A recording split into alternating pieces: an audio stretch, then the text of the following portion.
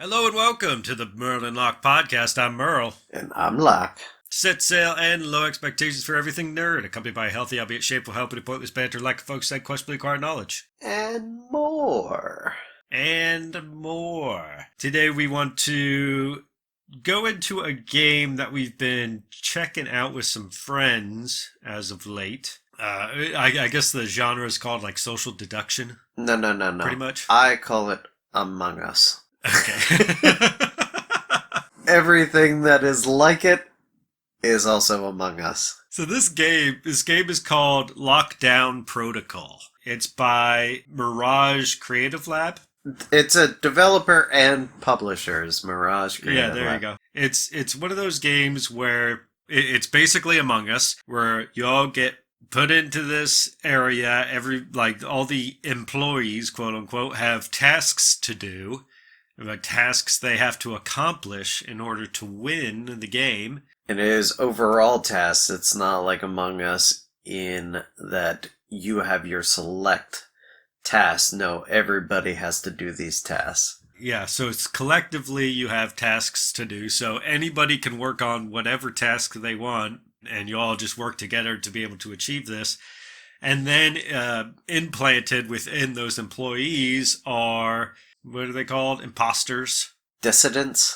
Dissidents. That might be it. What their goal is to either kill all the employees or ensure that the employees can't complete all their tasks before time is up. We played a lot of Among Us back in the day.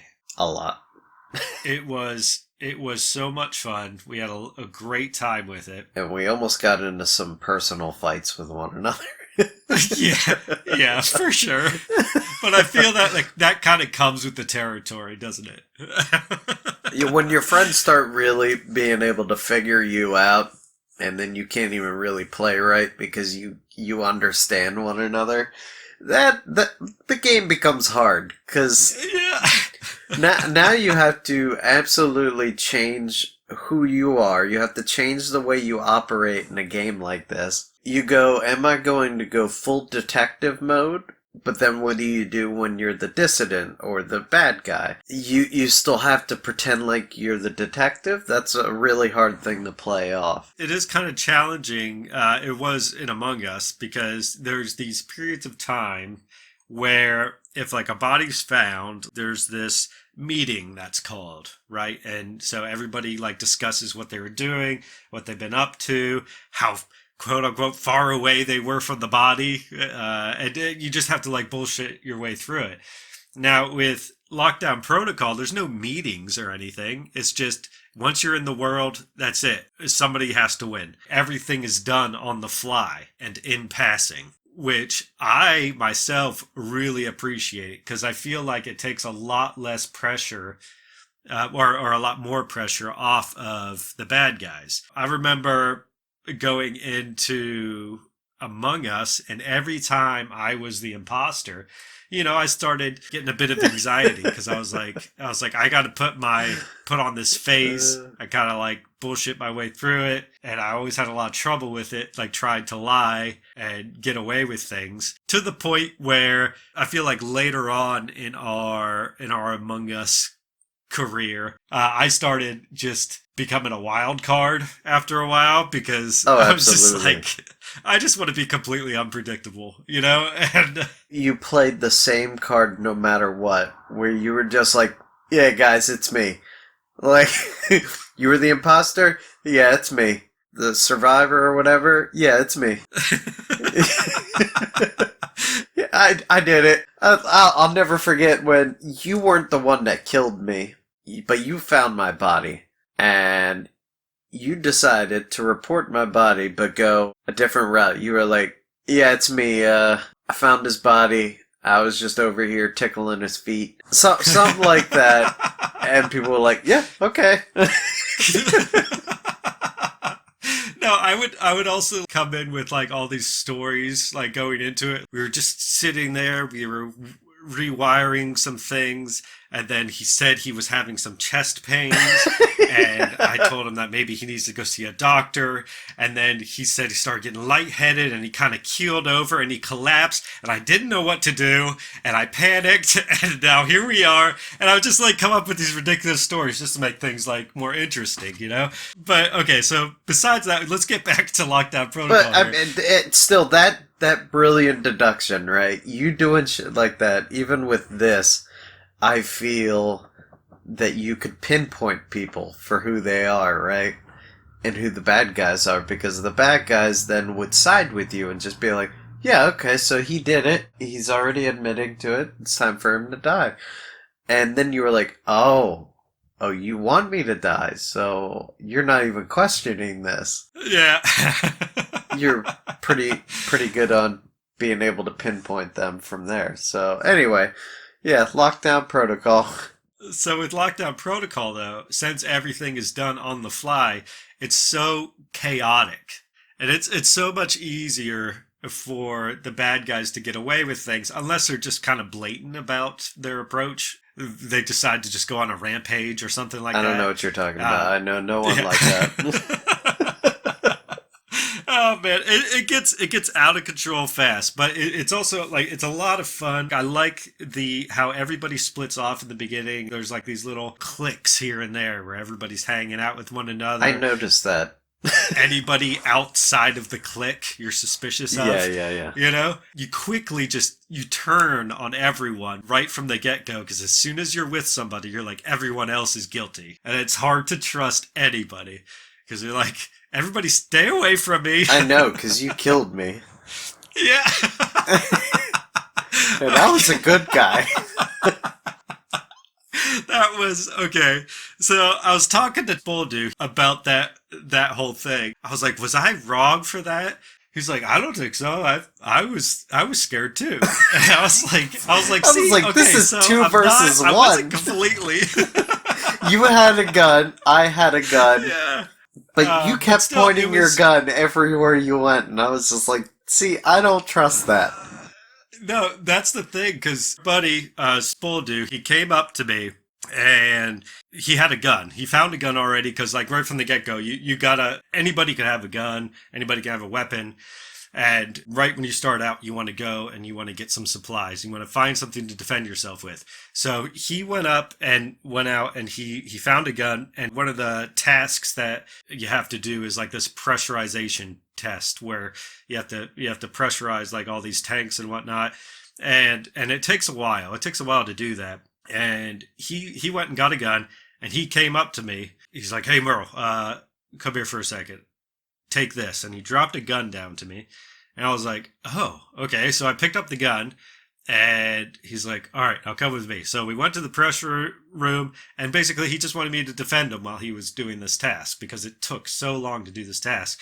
And so I was like, okay, nobody's getting close to us. And so I just was pointing the gun at everybody coming in, trying to defend him, making sure that nobody was going to interrupt him or try to kill him.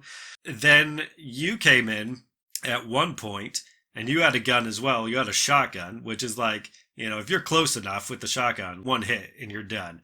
And you start walking close to us, and I was like, I told you to stay back. Or like you start getting suspicious of me.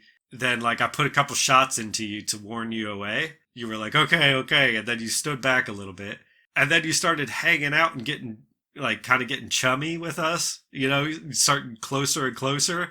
And right after we finished the task, I was like, I can't do this. I can't trust you. And I just put a bullet in the back of your head. I was trying to, like, show you, hey, I'm cool. Like, yeah. And you're like, I was like, nope. I can't. I was like, I know, me and Spoldu, we're good. I don't know about you, and you're scaring me. So I put a bullet in your head.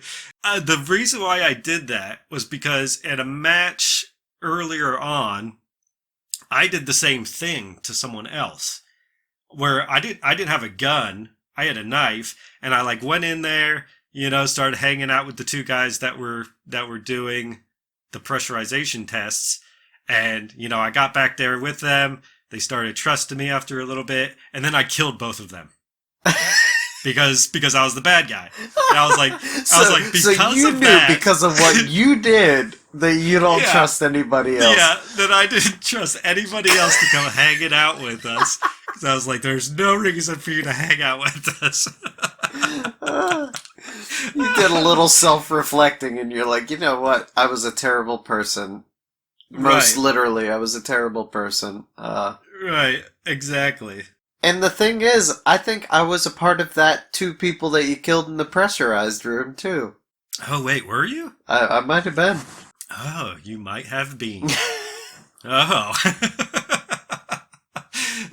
So you could see my reasoning, like You're what a was going terrible through my person. head. That's what I'm getting out of all this.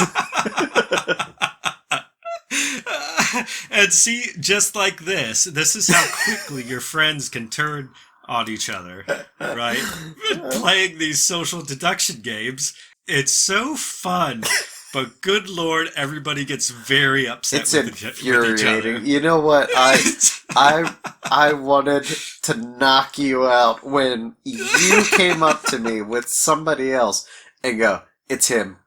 he's a bad guy." Oh, And it man. was all because I grabbed the air filter and took off Oh, with it. yeah. And you're like, "It's him." And I go, What did I do?"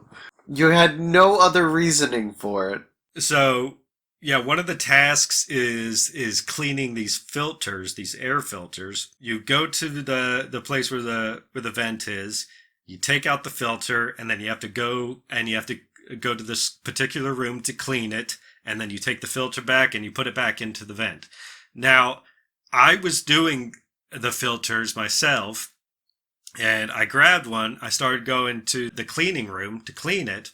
And I saw you got a filter, and then you ran past the cleaner. I was like, the station's right here, and you just kept going. And I was like, what is he doing?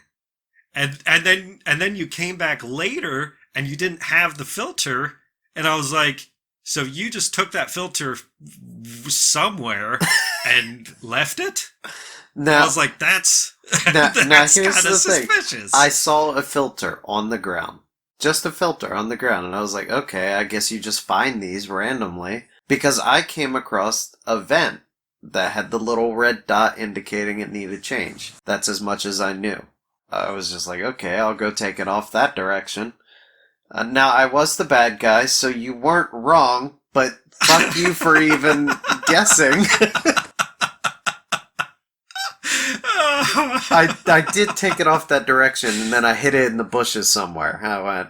But, yeah, no, it was a filter. It wasn't in the air thing. So it's just like, I guess I'll just take this and act like I'm going to go put it where it needs to be. Okay. All right. So was I wrong? Even if I wasn't the dissident, was I wrong to do so? The fact that you found it on the ground is weird because you can't find them on the ground. Yeah, no, I just found this one in a room, so maybe... Somebody probably just took it out and dropped it or something. Or another one of the dissidents might have taken it out and shoved it in a room somewhere, because that's where I found it, in a random room. Yeah, maybe. So I say blame your buddy. Blame your dissident buddy, whoever it was. No, I'm blaming you, because you decided to come and go. It's him. It's him. Oh, man. And I was like, what? I did nothing. Man.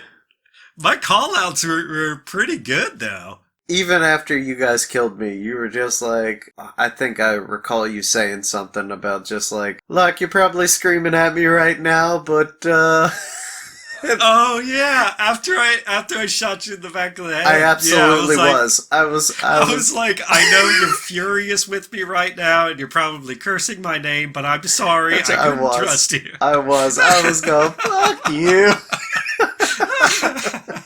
And I said it even louder once you said that. I was like, son of a... So, yeah, we know each other all too well. Yeah.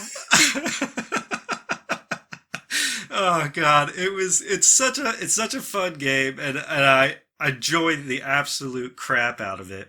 I hope that we can get more of our friends to get it too and get on board, because most of the time we get a couple of people and then we have to like queue up some random people to show up. Which, I mean, that in itself is kind of a gamble because sometimes you get some unsavory folk in there, some complete degenerates. I remember one match we played, a guy was queued in with us, and me and that guy, we were, in the middle of doing a task and we were about to win, and then Pookie Chips came up behind us and she killed us. And so the round was over, Dissonance won, and as soon as we got back into the lobby, that guy that I was doing that task with, he comes running up to Pookie Chips and he starts cursing her out and saying like all this racist stuff. Wow. And, just going off on her. And then he drops out and he quits the game. Jeez. And Pookie's just standing there like, what? I was like, good God, that guy was so sour. I was like, how? How do you get that upset? Oh, jeez. It was awful, but it was hilarious because Pookie just stood there and took it until he quit out of the game.